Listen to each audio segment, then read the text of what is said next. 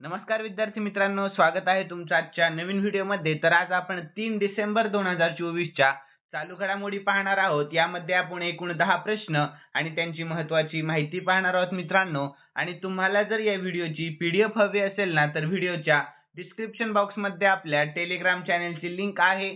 तेथे तुम्हाला सर्व व्हिडिओच्या पीडीएफ अगदी फ्रीमध्ये मिळतील. तर मित्रांनो, वेळ वाया न घालवता आपण या व्हिडिओला सुरुवात करूयात. तर या अगोदर आपण कालच्या चालू घडामोडी पाहून घेऊया. तर कालचा पहिला प्रश्न होता, 55व्या भारतीय आंतरराष्ट्रीय चित्रपट महोत्सवात Indian film personality of the year पुरस्कार कोणाला मिळाला? तर विक्रांत मेसी यांना. पुढील प्रश्न, नोव्हेंबर 2024 मध्ये कोणत्या देशाने पंतप्रधान नरेंद्र मोदी यांना देशातील सर्वोच्च सन्मान ऑर्डर ऑफ एक्सलन्स देऊन सन्मानित केले? तर गयाना या. पुढील प्रश्न, जागतिक एड्स दिवस 2024 कधी साजरा करण्यात आला? तर 1 डिसेंबर रोजी साजरा करण्यात आला. यानंतर पुढील प्रश्न, कोणत्या राज्यातील हस्तकला घरचोळाला भौगोलिक संकेत म्हणजेच जीआय टॅग मिळालेला आहे? तर गुजरात या. यानंतर पुढील प्रश्न, कोणत्या राज्याने अलीकडेच मिशन अरुण हिमवीर सुरू केलेला आहे? तर योग्य उत्तर अरुणाचल प्रदेश. पुढील प्रश्न, प्रधानमंत्री भारतीय जनऔषधी योजना म्हणजेच पीएमबीजेपी अंतर्गत मार्च 2027 पर्यंत देशभरात किती जनऔषधी वितरित केल्या जातील? तर याचे योग्य उत्तर 25,000. तर यानंतर पुढील प्रश्न होता, अमेरिकेचे नवनिर्वाचित राष्ट्राध्यक्ष डोनाल्ड ट्रम्प यांनी फेडरल ब्युरो ऑफ इन्व्हेस्टिगेशन म्हणजेच एफबीआय चे प्रमुख म्हणून कोणाची नियुक्ती केली? तर काश पटेल यांची नियुक्ती केलेली आहे. यानंतर भारतातील कोणते राज्य 1 डिसेंबर रोजी आपला 62वा राज्य दिवस साजरा करत आहे? तर नागालँड. यानंतर पुढील प्रश्न, जागतिक बँकेच्या मदतीने भारतातील कोणत्या राज्यात कृत्रिम बुद्धिमत्ता केंद्राची स्थापना केली जाईल? तर हरियाणा या. पुढील प्रश्न, भारतातील कोणत्या राज्यात बस संगवारी ॲप लॉन्च करण्यात आलेले आहे? तर छत्तीसगड या. यानंतर मित्रांनो, आपण आजच्या चालू घडामोडी पाहणार आहोत. तर आजचा पहिला प्रश्न आहे, राष्ट्रीय प्रदूषण नियंत्रण दिवस 2024 कधी साजरा केला जातो? तर याचे योग्य उत्तर ऑप्शन ए 2 डिसेंबर रोजी. केव्हा? तर 2 डिसेंबर रोजी. तर यानंतर याविषयी आपण महत्त्वाची माहिती पाहून घेऊयात. तर 1984च्या भोपाळ वायू दुर्घटनेत मरण पावलेल्यांच्या स्मरणार्थ दरवर्षी 2 डिसेंबर रोजी राष्ट्रीय प्रदूषण नियंत्रण दिवस पाळला जात आहे. तर हवा, पाणी आणि मातीवर परिणाम करणाऱ्या प्रदूषणाच्या गंभीर परिणामांबद्दल जागरूकता वाढवणे आणि भोपाळ सारख्या औद्योगिक आपत्ती टाळण्यासाठी प्रतिबंधात्मक उपायांच्या गरजेवर भर देणे हा या दिवसाचा उद्देश आहे. तर यानंतर राष्ट्रीय प्रदूषण दिवस 2024 ची थीम काय आहे? तर स्वच्छ हवा, हरित पृथ्वी आणि शाश्वत जीवनाच्या दिशेने एक पाऊल. ठीक आहे, लक्षात ठेवा. यानंतर पुढील दुसरा प्रश्न, तर कोणत्या राज्य सरकारने डिसेंबर 2024 मध्ये प्रयागराजच्या महाकुंभ क्षेत्राला तात्पुरता जिल्हा म्हणून घोषित केले आहे? तर याचे योग्य उत्तर ऑप्शन बी उत्तर प्रदेश या. कोणत्या? तर उत्तर प्रदेश या. तर याविषयी महत्त्वाची माहिती पाहून घेऊयात. तर प्रयागराजचा महाकुंभ मेळा परिसर यूपी सरकारने तात्पुरता जिल्हा घोषित केलेला आहे. तर प्रयागराजमध्ये महाकुंभाची तयारी आणि प्रशासन सुरळीतपणे पार पाडण्यासाठी हा तात्पुरता जिल्हा तयार करण्यात आलेला आहे, जो इतर कायमस्वरूपी जिल्ह्यांप्रमाणे काम करेल. तर यामध्ये डीएमएसपी, मॅजिस्ट्रेट अशी सर्व पदे निर्माण करण्यात आलेली आहेत. तर यानंतर 4 तहसील क्षेत्रातील 67 गावे एकत्र करून या नवीन जिल्ह्याची निर्मिती करण्यात आलेली आहे. तर महाकुंभ दर 12 वर्षांनी एकदा आयोजित केला जातो. तर यावेळी तो 13 जानेवारी ते 26 फेब्रुवारी 2025 या कालावधीमध्ये प्रयागराजमध्ये आयोजित केला जाईल. ठीक आहे मित्रांनो. यानंतर राजधानी आहे उत्तर प्रदेशची लखनौ. सध्याचे मुख्यमंत्री योगी आदित्यनाथ आणि सध्याचे राज्यपाल आनंदीबेन पटेल हे आहेत. आणि राष्ट्रीय उद्यान तर दुधवा, पिलीभीत, राणीपूर वन्यजीव अभयारण्य आणि राज्य प्राणी बारासिंगा, राज्य पक्षी सारस आणि लोकसभेच्या एकूण 80 जागा आहेत आणि राज्यसभेच्या एकूण 31 जागा आहेत. ठीक आहे मित्रांनो. यानंतर पुढील प्रश्न आहे तिसरा, तर भारतातील वनस्पती आरोग्य व्यवस्थापनाला प्रोत्साहन देण्यासाठी भारत आणि कोणत्या बँकेने $98 दशलक्ष कर्ज करारावर स्वाक्षरी केलेली आहे? तर याचे योग्य उत्तर ऑप्शन ए आशियाई विकास बँकेने. कोणत्या? तर आशियाई विकास बँकेने. तर याविषयी आपण महत्त्वाची माहिती पाहून घेऊयात. तर केंद्र सरकार आणि आशियाई विकास बँकेने बागायती पीक शेतकऱ्यांना रोगमुक्त लागवड साहित्य देण्यासाठी कर्ज करारावर स्वाक्षरी केलेली आहे. तर यामुळे पिकांचे उत्पादन आणि गुणवत्ता वाढेल आणि पिके हवामान बदलासाठी अधिक लवचिक बनतील. तर यानंतर हा प्रकल्प सरकारच्या स्वावलंबी स्वच्छ वनस्पती कार्यक्रमाला मदत करेल, जे वनस्पती आरोग्य व्यवस्थापनाला प्रोत्साहन देत असते. तर एडीबीचा लॉंग फॉर्म आहे एशियन डेव्हलपमेंट बँक, म्हणजेच आशियाई विकास बँक. आणि एडीबीची स्थापना 1966 मध्ये झाली. मुख्यालय मनिला, फिलिपिन्समध्ये आहे आणि 11वे अध्यक्ष आहेत मसातो कांडा. कोण आहेत? मसातो कांडा. आणि सदस्य देश 69 आहेत आणि 69वा इस्रायल हा आहे. यानंतर पुढील प्रश्न आहे चौथा, तर जागतिक संगणक साक्षरता दिवस 2024 कधी साजरा केला जातो? तर याचे योग्य उत्तर आहे ऑप्शन डी 2 डिसेंबर रोजी. केव्हा? तर 2 डिसेंबर रोजी साजरा केला जातो. तर याविषयी महत्त्वाची माहिती पाहून घेऊयात. तर जागतिक संगणक साक्षरता दिवस दरवर्षी 2 डिसेंबर रोजी साजरा केला जातो. तर या दिवसाचा मुख्य उद्देश भारतातील मुले आणि महिलांमध्ये तांत्रिक कौशल्यांचा विकासास प्रोत्साहन देणे हा आहे. तर यानंतर आपण डिसेंबर महिन्यातील महत्त्वाचे दिवस पाहूयात. तर 1 डिसेंबर रोजी जागतिक एड्स दिवस साजरा करण्यात आला. 2 डिसेंबर रोजी राष्ट्रीय प्रदूषण नियंत्रण दिवस, आंतरराष्ट्रीय गुलामगिरी निर्मूलन दिवस आणि जागतिक संगणक साक्षरता दिवस साजरा करण्यात आला.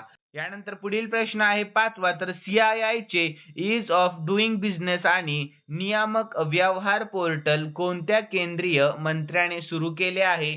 तर याचे योग्य उत्तर आहे ऑप्शन ए पियुष गोयल. कोणत्या? तर पियुष गोयल या. यानंतर आपण याविषयी महत्त्वाची माहिती पाहून घेऊया. तर CII ease of doing business and regulatory affairs portal भारतातील व्यावसायिक वातावरण आणि सुधारणेसाठी, सूचना मिळवण्यासाठी आणि त्यावर लक्ष ठेवण्यासाठी सुरू करण्यात आलेले आहे. तर हे पोर्टल नवी दिल्ली येथे उद्योग आणि अंतर्गत व्यापार म्हणजेच DPIIT confederation of Indian industry म्हणजे CII या विभागाच्या व्यवसाय सुलभतेच्या दुसऱ्या राष्ट्रीय परिषदेत लॉन्च करण्यात आलेले आहे. तर पोर्टल सरकार आणि CII या दोघांद्वारे व्यवसाय सुलभतेशी संबंधित प्रमुख उपक्रमांची अद्यतने आणि स्थिती प्रदान करण्याचा प्रयत्न करते. तर यानंतर CII लॉंग फॉर्म पाहून घेऊयात. तर कॉन्फेडरेशन ऑफ इंडियन इंडस्ट्री म्हणजेच भारतीय उद्योग परिसंघ आणि स्थापना 1895 मध्ये झाली. मुख्यालय नवी दिल्ली आणि अध्यक्ष आहेत संजीव पुरी आणि महासंचालक सध्याचे चंद्रजीत बॅनर्जी हे सध्याचे महासंचालक आहेत. त्यानंतर पुढील 6वा प्रश्न, तर भारत आणि कोणत्या देशामध्ये द्विपक्षीय संयुक्त लष्करी सराव हरिमौ शक्ती आयोजित करण्यात आलेला आहे? तर याचे योग्य उत्तर ऑप्शन बी मलेशिया या. कोणत्या? तर मलेशिया या. तर याविषयी महत्त्वाची माहिती पाहून घेऊयात. तर भारत आणि मलेशिया यांनी 2 डिसेंबर 2024 रोजी मलेशियातील पहांग जिल्ह्यातील बँटिक कॅम्प येथे हरिमौ शक्ती हा द्विपक्षीय संयुक्त लष्करी सराव सुरू केलेला आहे. तर यानंतर यावर्षी द्विपक्षीय सरावाची 2024 ची आवृत्ती 2 ते 15 डिसेंबर 2024 या कालावधीत होणार आहे. तर संयुक्त युद्ध सरावाचे उद्दिष्ट 2 सशस्त्र दलांमधील अधिक समन्वय आणि आंतर कार्यक्षमता वाढवणे हे आहे. तर यानंतर मलेशियाविषयी शॉर्टमध्ये महत्त्वाची माहिती, तर राजधानी आहे क्वालालंपूर, चलन आहे मलेशियन रिंगीट आणि सध्याचे पंतप्रधान अनवर इब्राहिम आहेत. कोण आहेत? अनवर इब्राहिम. यानंतर पुढील 7वा प्रश्न, तर भारत आणि कोणत्या देशामध्ये पहिला संयुक्त सराव सिनबॅक्स आयोजित करण्यात आलेला आहे? तर याचे योग्य उत्तर ऑप्शन सी कंबोडिया या. कोणत्या? तर कंबोडिया या. तर याविषयी महत्त्वाची माहिती पाहून घेऊयात. तर भारत कंबोडियाचा पहिला संयुक्त टेबल टॉप सराव सिनबॅक्स 1 डिसेंबर 2024 रोजी foreign training node Pune Maharashtra येथे सुरू झाला. तर दोन्ही देशांच्या लष्करांमधील हा पहिला सिनबॅक सराव 1 ते 18 डिसेंबर 2024 या कालावधीमध्ये होणार आहे.